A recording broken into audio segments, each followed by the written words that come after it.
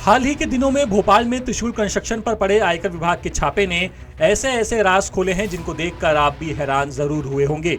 सत्ता में बैठे नेता और उनके साथ काम करने वाले अफसर वो काम भी करवा सकते हैं जो अच्छे नहीं करवा सकते, फिर वो चाहे खुद अमिताभ बच्चन ही क्यों ना हो। आयकर विभाग के लपेटे में आए त्रिशूल कंस्ट्रक्शन के सर्वा राजेश शर्मा ने जो कर दिखाया उसके लिए अमिताभ बच्चन को भी अनुमति नहीं मिल पाई थी। 10 सूत्र आज आपको बताएगा कि किस तरह राजेश शर्मा ने अपने रसूख का इस्तेमाल करके लो डेंसिटी एरिया में सेंट्रल पार्क प्रोजेक्ट को खड़ा कर दिया। अब जरा साल 2022 में पब्लिश इस नोटिस को देखिए। इस नोटिस में लिखा है कि भोपाल के सेवनिया गौंड क्षेत्र में खसरा नंबर 46 पर अमिताभ बच्चन की पत्नी जया बच्चन के नाम से करीब 2.024 हेक्टेयर जमीन है।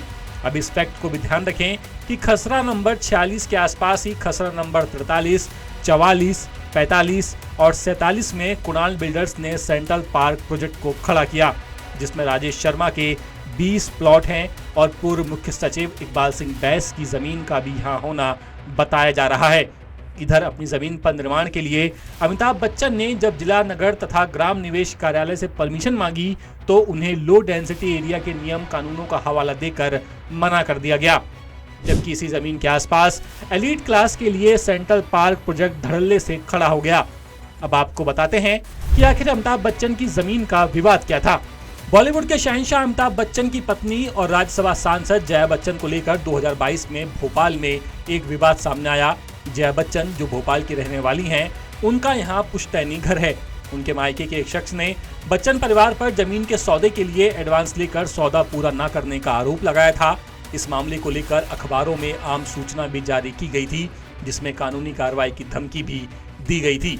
सूचना के मुताबिक जया बच्चन के नाम पर भोपाल के सेवनिया गौड़ क्षेत्र में 2.024 हेक्टेयर जमीन थी। आरोप था कि उन्होंने 5 एकड़ जमीन का एग्रीमेंट किया था और इसके लिए 20% एडवांस भी लिया। ये सौदा 2022 में 19 मार्च को हुआ। खरीदार ने एडवांस राशि चेक के जरिए भुगतान की और शेष राशि 3 महीने के अंदर देने का करार हुआ, लेकिन आरोप लगाया गया कि बाद में बच्चन परिवार इस सौदे से मुकर गया और एग्रीमेंट रद्द करने की कोशिश कर रहा था। खरीदार के वकील ने अखबार में जारी सूचना में लोगों को चेतावनी दी कि जमीन का कोई अन्य सौदा न करें।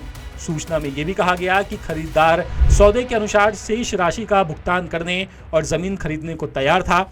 बच्चन परिवार सौदे को रद्द करता तो उनके खिलाफ कानूनी कार्रवाई की जाएगी, लेकिन त्रिशूल कंस्ट्रक्शन के मालिक राजेश शर्मा और नेता अफसरों ने सारे नियम कानून को ताक पर रख दिया।